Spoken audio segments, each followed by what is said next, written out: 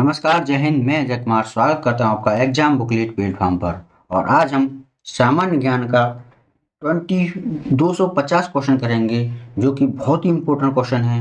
अगर आप चैनल पर हैं तो चैनल पर बने रहें और वीडियो को बिना स्किप किए एंड तक जरूर देखें। और हम बहुत ही सुपर फास्ट तरीके से ये क्वेश्चन करेंगे और वन लाइन क्वेश्चन है, जिसमें हमारा पहला क्वेश्चन है, भूमध्य रेखा के उत्तर या दक्षिण में किसी स्थान पर दी हुई कोणीय दूरी क्या कहलाती है। तो आपको बता दें, जो हमारा पृथ्वी होती है, जिसमें हमारा दक्षिण और उत्तर और दक्षिण में जो हमारी जो रेखाएं होती हैं, उनको हम अक्षांश रेखा कहती हैं, जो कि हमारा अक्षांश रेखाएं होती हैं।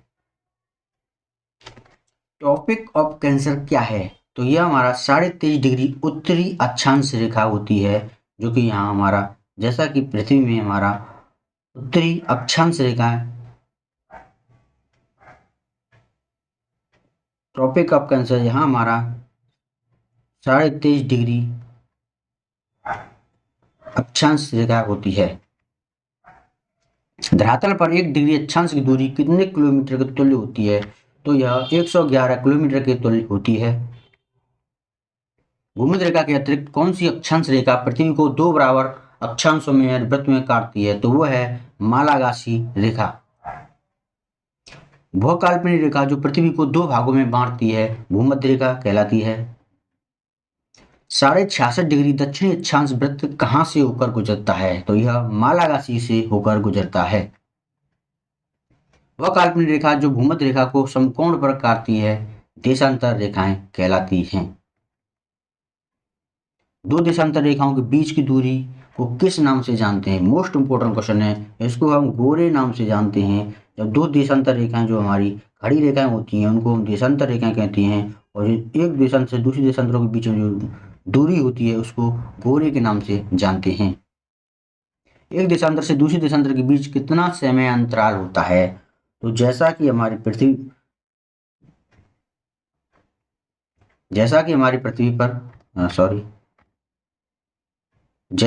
पृथ्वी पर आपने देखा होगा, जो हमारी खड़ी हुई रेखा होती हैं, वो हमारी देशांतर रेखाएं होती हैं। और एक देशांतर से दूसरे देशांतर के जो बीच में हमारी दूरी होती है, उसको गोरे कहते हैं। बट ये समय अंतराल, इसमें एक देशांतर से दूसरे देशांतर जो पार करने का समय होता है, हमारा 4 मिनट का होता है। मोस्ट इंपोर्टेंट क्वेश्चन है, जो आपकी हर परीक्षा में पूछा जाता है। क्वेश्चन नंबर नेक्स्ट की बात करें तो किस अक्षांश रेखा पर रात और दिन समान होते हैं? तो भूमध्य रेखा। 1 डिग्री देशांतर की सबसे अधिकतम दूरी कहाँ होती है? तो यह विषुवत रेखा पर ही होती है। कुल अक्षांशों की संख्या कितनी है? 180। कुल देशांतरों की संख्या 360। विषुवत रेखा के समांतर काल्पनिक रेखाओं को क्या कहते हैं? तो विषुवत रेखा की जो काल्पनिक रेखाएं होती हैं, जैसा कि हमारी पृथ्वी है और जिसमें विषुवत रेखा हमारी भूमध्य रेखा होती है, जिसी के समानांतर जो रेखाएं होती हैं, वो सब हमारी अक्षांश रेखाएं होती हैं, जिनको हम अक्षांश रेखाएं कहते हैं। क्वेश्चन नंबर अगला, पृथ्वी के उत्तरी व दक्षिणी ध्रुव को मिलाने वाली रेखा क्या कहलाती है? तो यह हमारी देशांतर रेखाएं होती हैं। प्रधान माध्यान्ह रेखाएं किस स्थान से होकर गुजरती है? ग्रीनविच रेखा क्या है? तो यह 0 डिग्री देशांतर रेखा को ग्रीनविच रेखा के नाम से जानते हैं। फ्रेंड्स, आपको बता दें, यूपी पुलिस परीक्षा के लिए और यूपीएसएससी जीडी परीक्षा के लिए, सीपीओ हो या सीजीएल के लिए, ये सेशन आपके लिए बहुत ही इंपॉर्टेंट है। अगर आप चैनल पर नए हैं तो चैनल को सब्सक्राइब जरूर करें और बेल आइकन जरूर प्रेस करें, जिससे कि आने वाली वीडियो आपको मिलती रहें। और आप इस सेशन को लाइक जरूर करें और अपने फ्रेंडों में भी शेयर करें और वीडियो को सेव करके जरूर रखें, क्योंकि ये क्वेश्चन आपके लिए बहुत ही इंपॉर्टेंट है। तो वहीं बात करें क्वेश्चन नंबर नेक्स्ट की, तो पृथ्वी 1 घंटे में कितने देशांतर घूमती है? तो ये हमारा 15 डिग्री घूमती है, जो कि हमारा यहाँ राइट आंसर। दक्षिण ध्रुव का अक्षांश क्या होता है? तो 90 डिग्री। 2 देशांतरों के मध्य में एक डिग्री का अंतर होने पर उसके समय में कितना अंतर होता है? तो 2 देशांतरों के बीच में जो समय होता है हमारा 4 मिनट में पूरा होता है। विश्व का नगर भूमध्य रेखा के सबसे निकट है, यानी कि विश्व में कौन सा नगर जो भूमध्य रेखा के निकट है, वो है सिंगापुर। देशांतर रेखाएं किस दिशा में किस दिशा में खींची जाती हैं, तो यह उत्तर दिशा से दक्षिण दिशा में खींची जाती हैं, यानी कि जो रेखा हमारी खड़ी होती हैं वो रेखा हमारी देशांतर रेखाएं कहलाती हैं। भूमध्य रेखा की ओर जाने वाले देशांतर के बीच की दूरी को क्या प्रभाव पड़ता है, तो बीच की दूरी बढ़ जाती है हमारी। भूमध्य रेखा के ऊपर 0 डिग्री से 90 डिग्री क्या कहलाता है, तो यह उत्तरी गोलार्ध कहलाता है। और भूमध्य रेखा से नीचे 0 डिग्री से 90 डिग्री तक हमारा दक्षिणी गोलार्ध कहलाता है। जैसा कि हमारी पृथ्वी, ये हमारी पृथ्वी है और इसमें हमारी ये भूमध्य रेखा है, इसमें अगर हमारा ऊपर जाएंगे तो ये हमारा उत्तरी गोलार्ध यानी कि नॉर्थ पोल होगा ये हमारा, और वहीं हमारा ये नीचे की ओर जाएंगे तो ये हमारा साउथ पोल होगा। क्वेश्चन नंबर हमारा नेक्स्ट, अंतरराष्ट्रीय तिथि रेखा का निर्धारण कब हुआ, तो वर्ष 1884 ईस्वी। अंतरराष्ट्रीय तिथि रेखा किसे कहते हैं, 180 डिग्री देशांतर रेखा को अंतरराष्ट्रीय तिथि रेखा कहते हैं। अंतरराष्ट्रीय तिथि रेखा किसके सबसे निकट है, तो यह 180 डिग्री पूर्वी व पश्चिम देशांतर के निकट है। अंतरराष्ट्रीय तिथि रेखा टेढ़ी मेढ़ी क्यों होती हैं, तो समय तथा तिथि के अंतर को समाप्त करने के लिए होती हैं। आपको एग्जाम में डायरेक्ट पूछ लेगा कि यह टेढ़ी रेखा क्यों होती हैं, तो यह समय और उसकी तिथि को समाप्त करने के लिए होती हैं। उत्तरी प्रशांत महासागर में अंतरराष्ट्रीय तिथि रेखा के विचलन का क्या कारण होता है, तो एल्यूशियन द्वीप समूह। यदि अंतरराष्ट्रीय तिथि रेखा पर 12 बजे हों तो भारत का मानक समय क्या होगा, तो आपको बता दें भारत हमारा 5.5 घंटे एक्स्ट्रा होगा, जो कि हमारे यहाँ सही है। पृथ्वी को कितने समय कटिबंधों में बांटा गया है, मोस्ट इंपोर्टेंट क्वेश्चन है, मोस्ट इंपोर्टेंट है, नोट कर लेना, डायरेक्ट पूछ सकता है आपको कि पृथ्वी हमारी 24 कटिबंधों में बटी हुई है। भारत का मानक समय किस देशांतर से लिया गया है, तो भारत का मानक समय हमारा 42 डिग्री पूर्व से लिया गया है। क्वेश्चन नंबर नेक्स्ट, भारत का मानक समय किस स्थान से लिया गया है, तो भारत में जो हमारा मानक समय है नैनी इलाहाबाद के निकट से लिया गया है, जो कि बहुत ही इंपॉर्टेंट है। आपको यूपी प्रेस में ये क्वेश्चन डायरेक्ट पूछ सकता है, हर परीक्षा में पूछ सकता है कि हमारा भारत में जो क्वेश्चन जो हमारा समय लिया है वो कहाँ से लिया गया है, तो वो हमारा नैनी इलाहाबाद से लिया गया है। क्वेश्चन नंबर नेक्स्ट, भारत के मानक समय और ग्रीनविच मानक समय में कितना अंतर है, तो 5.5 घंटे का अंतर है। भारत में सबसे पूर्वी और पश्चिमी स्थानों में कितनी बार विचलन होती है, तो 4 बार। पृथ्वी के 2 स्थानों की स्थिति के अनुदैर्ध्य का अंतर 15 डिग्री है, तो स्थानीय समय में कितना अंतर होगा, तो 15 डिग्री की बात करें तो यह हमारा 1 घंटे के बाद बराबर होगा।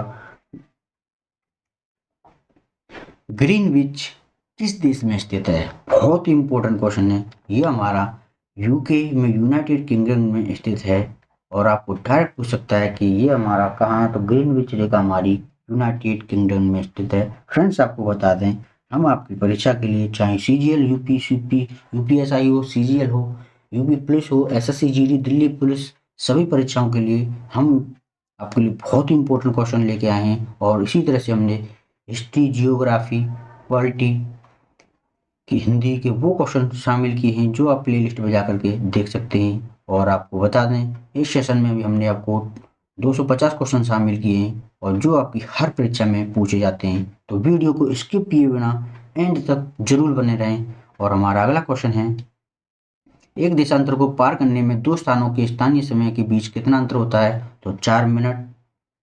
संपूर्ण विश्व का प्रमाणिक समय क्या है, तो विश्व का प्रमाणिक समय हमारा 0 डिग्री देशांतर। पूर्व से पश्चिम की ओर जाने वाले जहाज तिथि रेखा को पार करने में अपना कैलेंडर कितने दिन आगे कर लेते हैं, तो ये 1 दिन आगे कर लेते हैं।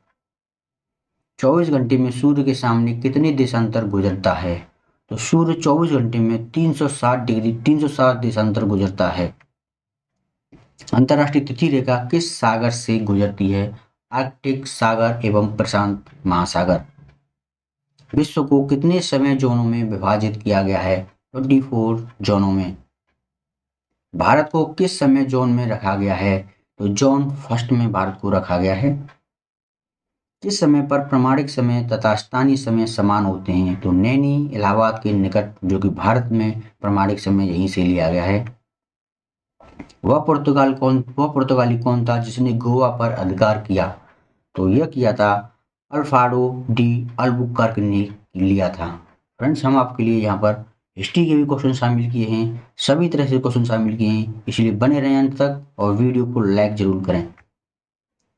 भारत में ईस्ट इंडिया कंपनी का पहला गवर्नर जनरल कौन था? Warren Hasting. किस यूरोपीय देश ने भारत में सबसे पहले अपना व्यापार फैलाया? तो पुर्तगालियों ने। वास्को डी गामा भारत कब आया? 1498 ईस्वी पूर्व। वास्को डी गामा भारत में किस स्थान पर उतरा? तो यह कालीकट के किनारे उतरा। वास्को डी गामा कहाँ का रहने वाला था? पुर्तगाल। किस अंग्रेज ने सम्राट जहांगीर के दरबार में आकर भेंट की थी? तो सबसे पहले जो अंग्रेज आया था वो जहांगीर के दरबार में आया था और उसने वहां आकर भेंट की थी, वो था सर टॉमस रो, जो डायरेक्ट कई बार पूछा गया है। Most important question. गोवा, दमन और दीव का उपनिवेशीकरण किसके द्वारा किया गया? पुर्तगालियों द्वारा। अंग्रेजों ने अपनी पहली कंपनी लगाने के लिए किससे अनुमति ली थी? जहांगीर ने ली थी, सर टॉमस रो ने। अंग्रेजों ने अपनी पहली फैक्ट्री कहाँ लगाई? सूरत। भारत के समुद्री मार्ग की खोज किसने की? Vasco D gamma.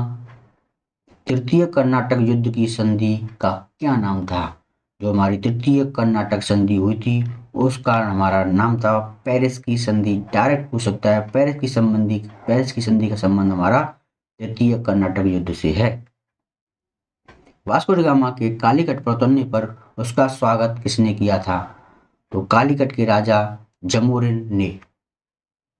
ब्रिटिश के साथ वेसन की संधि किस पेशवा ने की थी? बाजीराव सेकंड। किस पुर्तगाली ने नीले पानी की नीति अपनाई? फ्रांसीसी डी अल्मीडा। भारत में पुर्तगाली साम्राज्य का संस्थापक किसने माना जाता है? तो अल्फ्रेडो डी अल्बुकर्क को पुर्तगाली साम्राज्य का संस्थापक माना जाता है। पुर्तगालियों का भारत का पहला गवर्नर जनरल कौन था? तो वो था फ्रांसीसी डी अल्मीडा। भारत आने वाला पहला डच नागरिक कौन था?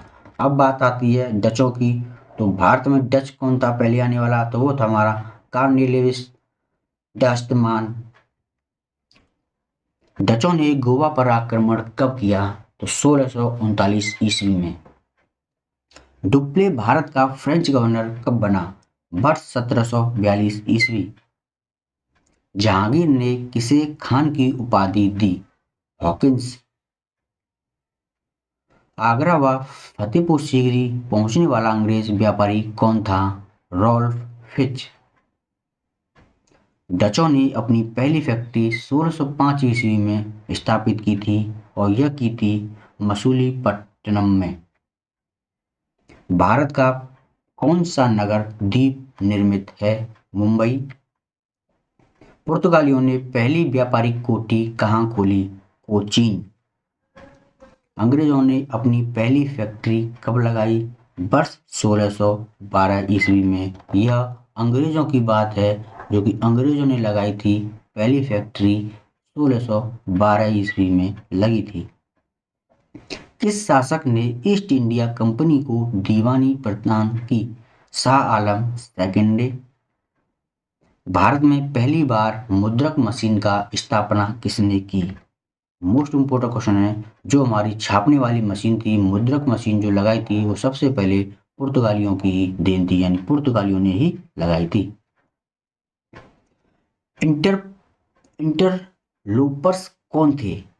तो आधुनिकृत व्यापारियों के रूप में सामुद्रिक लुटेरों को कहा जाता था इंटरलोपर्स, यानी कि अनाधिकृत व्यापारियों के रूप में जो अधिकृत जो रजिस्टर्ड अधिकार व्यापारी नहीं होते थे उनको सामुद्रिक लुटेरे कहते थे। उस समय भारत का बादशाह कौन था जब ईस्ट इंडिया कंपनी की स्थापना हुई थी? Most important question. जब ईस्ट इंडिया कंपनी की स्थापना हुई थी, जब बादशाह था अकबर। किस वर्ष फ्रांस की सरकार ने भारत में स्थित फ्रांसीसी बस्तियों का अधिकार भारत सरकार को सौंपा था? तो वर्ष 1954 में, यानी कि स्वतंत्रता के बाद यह फ्रांसीसियों ने बाद में इसको सौंपा था, यानी 1954 की। बांडीवास का युद्ध कब हुआ? तो 1760 ईस्वी। प्रशासनिक व्यवस्था के आधार पर अव्यवस्था के आधार पर डलहौजी ने कौन सा राज्य ब्रिटिश साम्राज्य में मिलाया? अवध राज्य। क्वेश्चन नंबर 80, भारत में आधुनिक शिक्षा प्रणाली की नींव कब डाली थी? मोस्ट इंपोर्टेंट क्वेश्चन है। आधुनिक शिक्षा प्रणाली की नींव 1835 में डाली थी और डालने वाला था लॉर्ड मैकाले। लॉर्ड मैकाले ने यह नींव डाली थी। भारत में डाक टिकट किसने आरंभ किए? लॉर्ड डलहौजी। अवध के स्वायत्त राज्य की स्थापक कौन था? सादक खां बुरहान उल मुल्क। सुरक्षा प्रकोष्ठ नीति किससे संबंधित है? मोस्ट इंपोर्टेंट क्वेश्चन है। सुरक्षा प्रकोष्ठ नीति वॉरेन हास्टिंग से संबंधित है। वहीं बात करें क्वेश्चन नंबर अगले की, तो किस भारतीय को रॉबर्ट क्लाइव ने बिहार की दीवान बनाया था? तो राजा सीतावराय ने। महाराणा रणजीत सिंह ने उत्तराधिकारी कौन थे? खड़क सिंह। स्थायी बंदोबस्त का सिद्धांत किसने दिया? तो यह दिया था लॉर्ड कॉर्नवालिस। सहायक संधि प्रणाली के जनक कौन थे? Lord Wellesley. महारानी विक्टोरिया का घोषणा पत्र किसने पढ़कर सुनाया? तो लॉर्ड विक्टोरिया का जो घोषणा पत्र था यह वर्ष 1858 में सुनाया गया था, जब 1857 की क्रांति हुई थी। उसके बाद विक्टोरिया ने यह घोषणा पत्र दिया था, जिसको लॉर्ड कैनिंग ने पढ़ के सुनाया था। फ्रेंड्स, आपको बता दें जीके जीएस के ये क्वेश्चन बहुत ही इंपॉर्टेंट हैं, जो कि आपकी हर परीक्षा में पूछे जाते हैं। सेशन को अगर आपने लाइक नहीं किया है तो सेशन को लाइक करें, और चैनल पर पहली बार हैं तो चैनल को सब्सक्राइब और बेल आइकन जरूर दबाएं। क्वेश्चन वीडियो को स्किप किए बिना एंड तक जरूर देखें, इसमें हमने वो इंपॉर्टेंट क्वेश्चन शामिल किए हैं। आपका थोड़ा सा समय में ही आपके इंपॉर्टेंट क्वेश्चन हो जाएंगे और आपका सिलेक्शन में बहुत इंपॉर्टेंट साबित होंगे। हमारा अगला क्वेश्चन है, रणजीत सिंह किस मिसल से संबंधित थे? तो शुकर रचकिया से संबंधित थे। किसने अपनी राजधानी मुर्शिदाबाद से मुंगेर स्थापित की? मीर कासिम। बक्सर का युद्ध जो 1764 के समय में दिल्ली का शासक कौन था? तो यह था शाह आलम सेकंड। टीपू सुल्तान की मृत्यु कब हुई? 1799। डिंडीगुल क्या है? तो डिंडीगुल तमिलनाडु के एक शहर का नाम है। किसके समय कलकत्ता उच्च न्यायालय की स्थापना की गई थी? मोस्ट इंपोर्टेंट क्वेश्चन है। कलकत्ता उच्च न्यायालय की स्थापना वॉरेन हास्टिंग के समय पर हुई थी, वर्ष 1860 ईस्वी में। ब्रिटिश भारतीय राज्य के विस्तार का अंत किसके समय में हुआ था? तो डफरिन के समय। ठगों का दमन किसे किया? ठगों का दमन किसने किया था? तो इंपॉर्टेंट क्वेश्चन है। ठगों का दमन की बात की है जो कि कर्नल स्लीमैन ने किया। किसने ग्रामीण जाटों को एक सैनिक शक्ति के रूप में संगठित किया? तो चूड़ामन यानी चूड़ामणि ने किया। किस जाट राजा को जाटों का अफलातून एवं आदरणीय व विद्वान व्यक्ति कहा जाता है? वो है सूरजमल जाट। लोहागढ़ नामक किला किसने बनवाया? बंदा बहादुर। किस मुगल बादशाह के आदेश पर बंदा बहादुर की हत्या की गई? तो फर्रुख सियर। पंजाब के सिख राज्य के संस्थापक कौन थे? रणजीत सिंह। रणजीत सिंह ने किस स्थान पर अधिकार करने के बाद महाराजा की उपाधि धारण की? तो लाहौर युद्ध। रणजीत सिंह व अंग्रेजों के बीच कौन सी संधि हुई? अमृतसर की संधि। अमृतसर की संधि किस नदी के दोनों ओर के राज्य क्षेत्रों की सीमा निर्धारित करती है? तो यह सतलज नदी की सीमा निर्धारित करती है। भारत के किस गवर्नर जनरल के समय संधि का विलय अंग्रेजी राज्य में हुआ? Lord Ellenborough. सिंध विजय का श्रेय किसे दिया?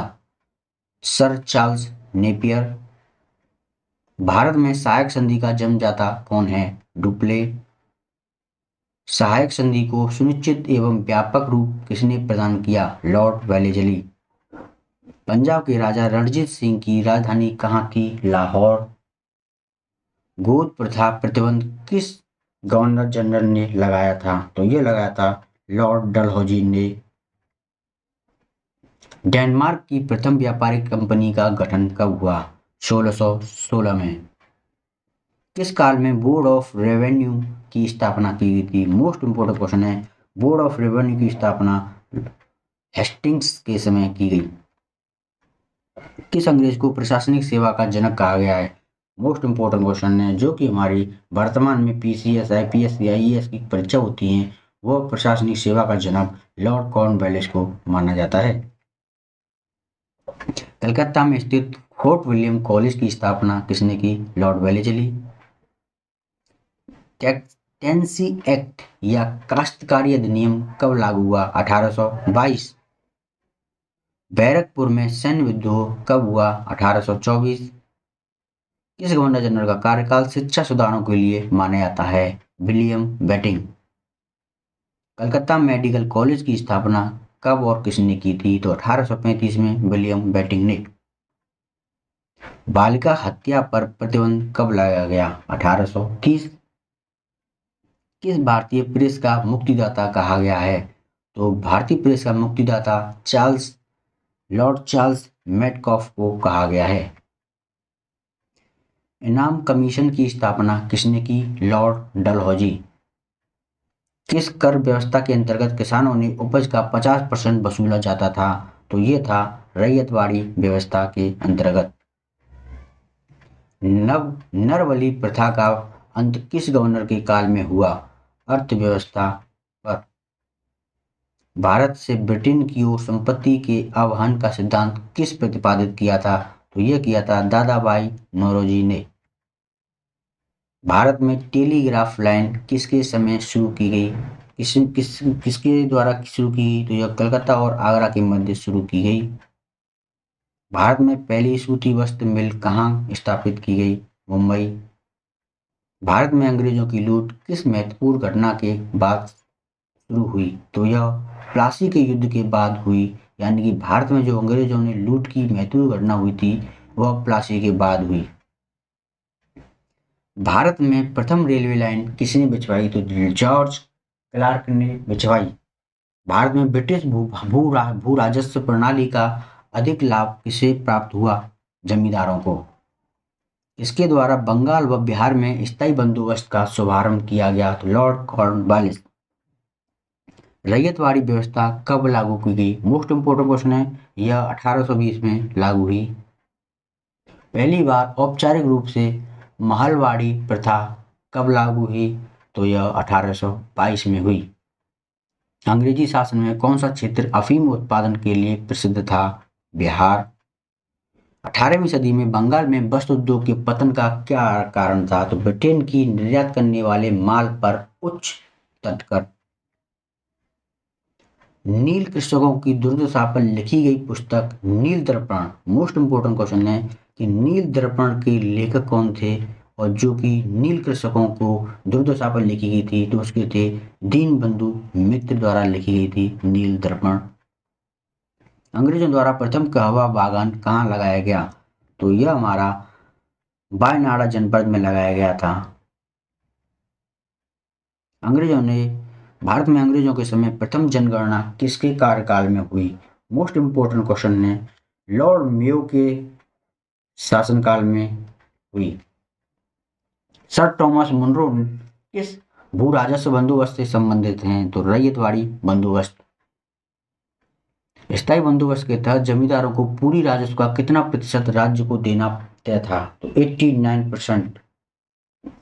भारत में भारतीयों द्वारा 1881 ईस्वी में स्थापित तथा उनकी प्रतिबंध में चलने वाला सीमित देयता का प्रथम बैंक कौन था?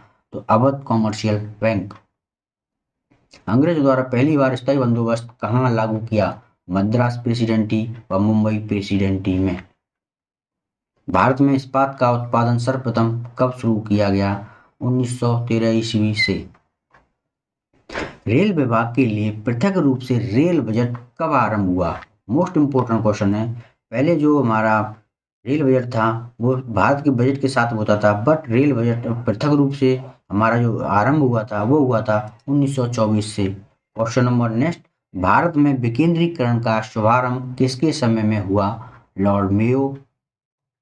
भारत और इंग्लैंड के आर्थिक हित प्रत्येक क्षेत्र मेंट कराते हैं, यह कथन किसका है?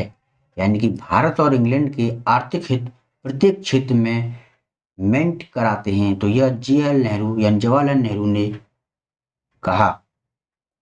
Poverty of un-British rules in India पुस्तक के लेखक, मोस्ट इंपोर्टेंट पुस्तक है। Poverty and un British rule in India, यह दादा भाई नौरोजी की पुस्तक थी। हर बार पूछी जाती है, मोस्ट इंपोर्टेंट क्वेश्चन है, मोस्ट इंपोर्टेंट। भारत में आधुनिक उद्योगों की स्थापना कब हुई? 1850।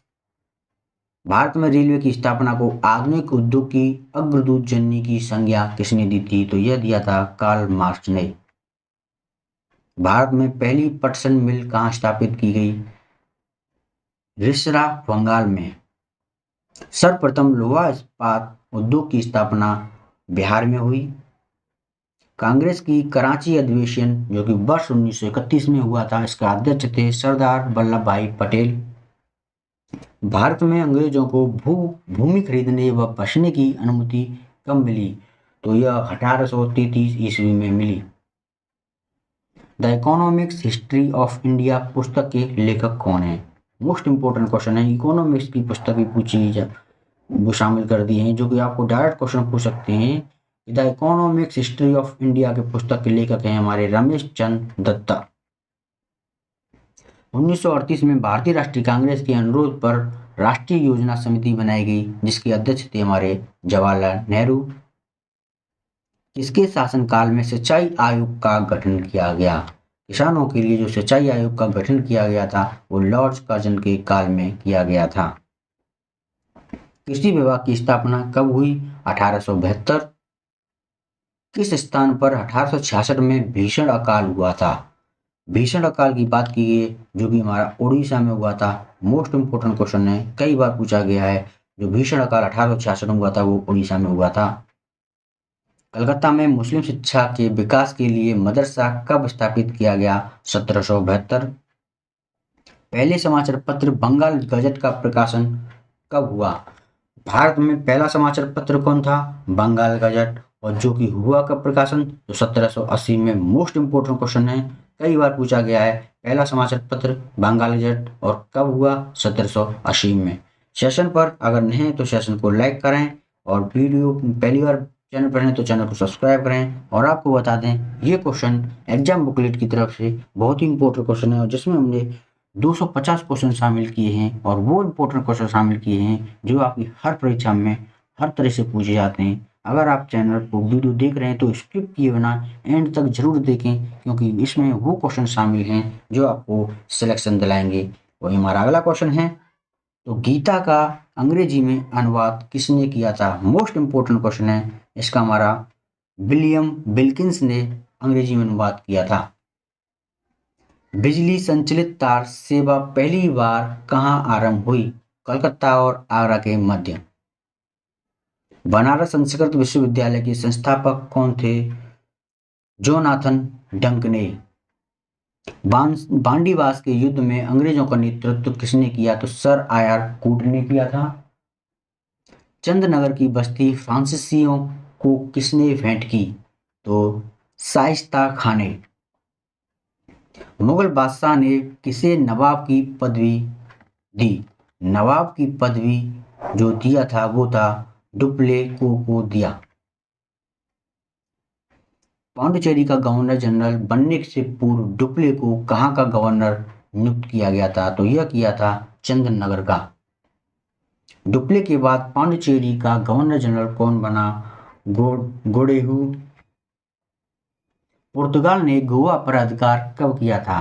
तो वर्ष 1510 ईस्वी में। पुर्तगालियों ने सर्वप्रथम भारत में कौन सी फसल की खेती की थी? तो ये की थी तंबाकू की खेती, जो कि मोस्ट इम्पोर्टेंट क्वेश्चन है कि पुर्तगालियों की पहली फसल कौन थी? तो वो थी तंबाकू। किसके शासनकाल में अंग्रेजों ने दिल्ली पर कब्जा किया? शाह आलम सेकंड। मुंशी शिवगांव की संधि किस युद्ध से पश्चात हुई? तो पालखेड़ा के युद्ध के बाद। संगोला की संधि कब हुई? 1750। इलाहाबाद की संधि 1765। ईस्ट इंडिया कंपनी को मान्यता कब मिली? 1600 ईस्वी में। पांडिचेरी की स्थापना 1674 ईस्वी। पांडिचेरी की स्थापना की किसने? तो वो की थी फ्रांसिस मार्टिन ने। अंग्रेजों ने पांडिचेरी को फ्रांसीसियों से कब छीना? जब अंग्रेज आए तो उन्होंने पांडिचेरी को फ्रांसीसियों से छीन लिया, तो वो छीना था 1761 ईस्वी में। रॉबर्ट क्लाइव का उत्तराधिकारी कौन था? तो वॉरेन हस्टिंग। भारत का प्रथम गवर्नर जनरल कौन था? Lord William Bentinck. राज्य हड़प नीति या राज्य क्षय नीति किसके द्वारा लागू की गई? तो ये थी हमारी लॉर्ड डलहौजी की नीति, जो कि बहुत ही खतरनाक नीति थी। राज्य हड़प नीति के अंतर्गत कौन से राज्य भारतीय राज्य कब्जे में किए गए थे? तो इसमें थे हमारे झांसी, नागपुर, सतारा, जयपुर, अवध और संबलपुर। आपको बता दें सतारा इसमें सबसे पहला राज्य था जो कि अंग्रेजों ने हड़प नीति के तहत अपने कब्जे में किया था। भारत का प्रथम वायसराय कौन था? Lord Canning. तीसरे आंग्ल मैसूर युद्ध को रोकने के लिए टीपू सुल्तान कौन सी संधि की थी? तो श्रीरंगपट्टम की संधि। 1757 ईस्वी में क्लाइव ने किसे पराजित किया? सिराजुद्दौला। प्लासी के युद्ध में अंग्रेजी सेना नेतृत्व किसने किया? Lord Clive. बक्सर का युद्ध कब हुआ? 1764। बक्सर के युद्ध में अंग्रेजी सेना का नेतृत्व हेक्टर मुनरो ने किया था। संगोली की संधि किस किस के बीच हुई? ईस्ट इंडिया कंपनी और नेपाल के मध्य। टीपू सुल्तान की मृत्यु श्रीरंगपट्टम में हुई। ठगी प्रथा के उन्मूलन में कौन से गवर्नर जनरल की भूमिका प्रमुख थी? तो वो थी हमारी विलियम बेटिंग की भूमिका। बोडियार किसके शासक थे? तो मैसूर रियासत के। टीपू सुल्तान की राजधानी कहाँ थी? श्रीरंगपट्टम। क्लाइवाइट को बंगाल का गवर्नर, लॉर्ड क्लाइव को बंगाल का गवर्नर कब बनाया गया? तो 1757 ईस्वी में। द्वैत शासन का अंत किसने किया था? मोस्ट इंपोर्टेंट क्वेश्चन है। द्वैत शासन का अंत किया था वॉरेन हास्टिंग। अंग्रेजों का सबसे अधिक विरोध किसने किया? तो यह किया था मराठाओं ने। विश्व की कुल व्यापारिक ऊर्जा का उत्पादन किस स्रोत से होता है? तो पेट्रोलियम से। पेट्रोलियम पदार्थ कहाँ से प्राप्त होता है? तो यह होता है तलछटी चट्टानों से प्राप्त होता है। वर्तमान में कौन सा देश सर्वाधिक कच्चे तेल का उत्पादन करता है? तो यह करता है हमारा सऊदी अरब। किस देश में खनिज तेल के सबसे ज्यादा भंडार संचित हैं? तो यह है वेनेजुएला। तंबाकू किसके लिए प्रसिद्ध है? खनिज तेल, सॉरी तंबाकू नहीं, वाकू किसके लिए प्रसिद्ध है? ये है खनिज तेल के लिए। फ्रेंड्स हमने आपको 200 क्वेश्चन कराए हैं और बहुत ही फास्ट तरीके से कराए हैं। बस आपके 50 क्वेश्चन है। सेशन को एंड तक बने रहें, बहुत ही इंपॉर्टेंट क्वेश्चन है, बने रहें हमारे साथ। और ये क्वेश्चन आपकी परीक्षा के लिए अहम हो सकते हैं, क्योंकि पता नहीं एग्जामिनर कहाँ से कैसे क्वेश्चन रखते, और हमने वही इंपॉर्टेंट क्वेश्चन इसमें शामिल किए हैं जो आपकी परीक्षा में पूछे जाते हैं। तो हमारा क्वेश्चन है, गैर तेल का प्रथम कुआं कब और कहाँ खोदा गया था? Most important question. 1859 में संयुक्त राज्य अमेरिका में खोदा गया। फिर कुल किस खनिज से संबंधित है? तो यह खनिज तेल से संबंधित है। खनिज तेल के भंडार होते हुए भी कौन सा देश तेल का आयात करता है? संयुक्त राज्य अमेरिका। अंधी घाटी क्षेत्र किस खनिज के लिए प्रसिद्ध है? अंधी घाटी मोस्ट इंपोर्टेंट है। अंधी घाटी का क्षेत्र हमारा यूरेनियम के लिए प्रसिद्ध है। थोरियम का सबसे अधिक भंडार कहाँ पाया जाता है? भारत। विश्व में पवन ऊर्जा का कौन सा देश सबसे अधिक उत्पादन करता है? तो यह विश्व में पवन ऊर्जा का यह 5वां देश है, जो भारत हमारा 5वां देश है। इसमें 5वां स्थान इसमें हमारा भारत का है। यानी विश्व में पवन ऊर्जा का कौन सा देश सबसे अधिक ऊर्जा प्रदान करता है, यानी 5वां यानी स्थान पर है हमारा भारत। विश्व का प्रथम जल विद्युत केंद्र कब और कहाँ स्थापित किया गया? तो 1883 फ्रांस में। विश्व के किस महाद्वीप में जल विद्युत शक्ति की संभाव्यता सर्वाधिक है? तो अफ्रीका में। पर्यावरण के अनुकूल होते हुए भी किसे श्वेत कोयला के नाम से जाना जाता है? मोस्ट इंपोर्टेंट क्वेश्चन है, श्वेत कोयला किसे कहते हैं? तो श्वेत कोयला जल विद्युत को कहते हैं। आप श्वेत कोयला को ये मत समझना कि हीरा कहते हैं या किसी संगमरमर को कहते हैं। श्वेत कोयला उनको जल विद्युत को कहते हैं। विद्युत उत्पादन के लिए भूतापीय ऊर्जा का उपयोग सर्वप्रथम किस देश ने किया? इटली। किस देश ने एकमात्र ऊर्जा का स्रोत जल विद्युत है? तो स्विट्जरलैंड। कोयले का सर्वोत्तम किस्म हमारी एंथ्रासाइट है। विश्व में किस प्रकार का कोयला सबसे अधिक पाया जाता है? तो बिटुमिनस कोयला सबसे ज्यादा पाया जाता है। कौन सा कोयला भूरा कोयला के नाम से जाना जाता है? भूरा कोयला को नाम से लिग्नाइट कोयले को कहते हैं। एंथ्रासाइट कोयले में कार्बन की मात्रा कितनी % होती है? तो 90% होती है। बिटुमिनस कोयले का उत्पादन विश्व में कोयले के कुल उत्पादन से कितना % है? तो 80% बिटुमिनस कोयला हमारा पाया जाता है। कोयला किस प्रकार की चट्टानों में पाया जाता है? तो यह हमारा अवसादी चट्टानों में पाया जाता है। नेक्स्ट क्वेश्चन की बात करें तो विश्व में कोयला अधिक किस देश में पाया जाता है? तो सबसे ज्यादा कोयला चीन में पाया जाता है। जर्मनी का सबसे अधिक महत्वपूर्ण कोयला कौन सा है? तो वेस्टफोलिया क्षेत्र। विश्व की सबसे बड़ी कोयले की खान कौन सी है? तो वाकी खान, जो कि जिम्बाब्वे में है। कोयला उत्पादन की दृष्टि से भारत विश्व का कौन सा स्थान है? तो तीसरा। विश्व विख्यात डोनबास कोयला क्षेत्र किस देश में है? यूक्रेन। रुरवेशिंग कोयला क्षेत्र किस देश में है? जर्मनी। कौन सा संसाधन ऊर्जा के नवीनीकरण योग्य संसाधनों में है? तो यह है जल विद्युत और सौर ऊर्जा। ऊर्जा का अपरंपरागत स्रोत कौन सा है? पवन ऊर्जा, भूतापीय ऊर्जा, ज्वारीय ऊर्जा और सौर ऊर्जा। विश्व में पेट्रोलियम ऊर्जा का सबसे बड़ा आयातक देश कौन सा है? संयुक्त राज्य अमेरिका। म्यांमार का पेगुयोमा क्षेत्र किसके लिए प्रसिद्ध है? तो यह खनिज तेलों के लिए प्रसिद्ध है, जो कि म्यांमार का पेगुयोमा पूछ सकता है कि इसका संबंध किससे है? तो इसका संबंध है खनिज तेलों से। किस देश में सर्वप्रथम पेट्रोलियम का उत्पादन हुआ? तो यूएसए। जल विद्युत उत्पादन हेतु सबसे अधिक उपयुक्त भौगोलिक दशाएं किस देश में हैं? तो कांगो गणराज्य में। कुजवास कोयला किस देश में स्थित है? तो यह रूस में। विश्व का सबसे अधिक लिग्नाइट कोयला उत्पादक देश जर्मनी। विश्व में संभाव्य जल विद्युत शक्ति का न्यूनतम विकास किस महाद्वीप में हुआ है? तो अफ्रीका महाद्वीप में हुआ है।